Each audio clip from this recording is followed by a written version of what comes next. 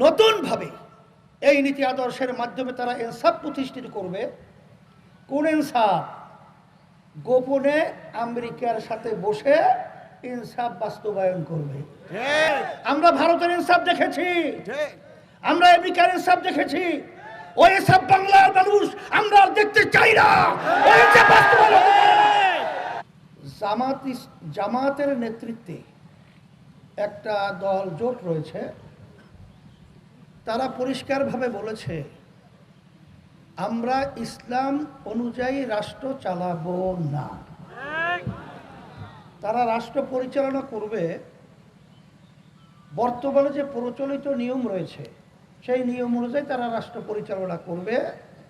এটা তারা আমির সহ বিভিন্ন পর্যায়ের দায়িত্বশীলরা বলেছে।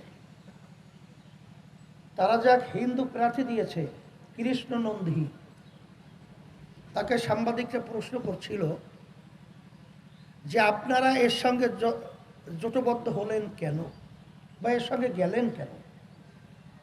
তখন কৃষ্ণ নন্দী পরিষ্কার উত্তর দিয়েছে, জামাত তো ইসলামী দল না।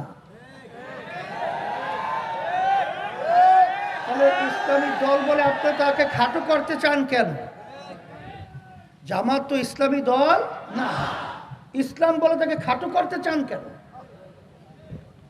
একবার না কয়েক জায়গায় এটা বলেছে। তাদের সাথে জোটবদ্ধ কর্নেল অলি সাহেব পরিষ্কার বলেছেন যে জামাতের আমির তো বলেছে তারা শরিয়া অনুযায়ী দেশ পরিচালনা করবে না। এর পরেও আপনারা খ্রিস্টান যে ওই যে সম্মানিতা মহিলা রয়েছে সে তো পরিষ্কার বলেছে জামাতের আমিরের সাথে আমার কথা হয়েছে, সে আমাদেরকে আশ্বস্ত করেছে যে আমরা শরিয়া অনুযায়ী রাষ্ট্র পরিচালনা করব। শরিয়া মানে কি? ইসলামী হলো শরিয়া।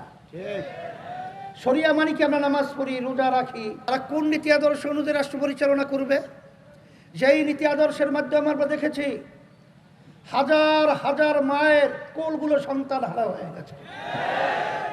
যেই নীতি আদর্শের মাধ্যমে আমরা দেখেছি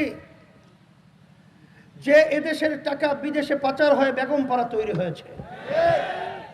এদের পরিচালনা আমরা দেখেছি রাস্তায় মানুষ নামার পরে গুম হয়ে যেত, ঘরে গেলে খুন হয়ে যায়। চরমোনাই রহমতুল্লাহ আলাইহি স্পষ্ট বলেছিলেন আমি আসল কি আসলে আমেরিকা চায় নারী পুরুষ একাকার হয়ে চলবে। আমরা রাজনীতি করি ইখলাস এবং তাকওয়া দিয়ে। আপনারা কি মনে করেন? আবার ভারতপন্থী ইসলামেরও কিছু প্রতিফলন এই বাংলাদেশে আপনারা দেখে যেতে চায়। ভারতের দাদাগিরি এই দেশে ফলাতে চায়। তারাও বিভিন্ন জায়গায় মদিনাপন্থী ইসলামের বলবেন। আমেরিকাপন্থী ইসলাম কেন বললাম? আবার যারা ভারতপন্থী ভারতের হাই কমিশনে গোপন মিটিং করে বলের মতো, কেউ আলীর মতো, কেউ আবার ফাতেমার মতো। আপনারা শুনছেন কিনা?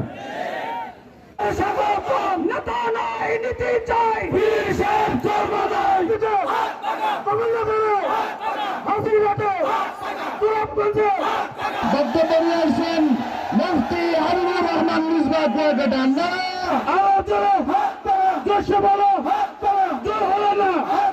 أعوذ بالله من الشيطان الرجيم بسم الله الرحمن الرحيم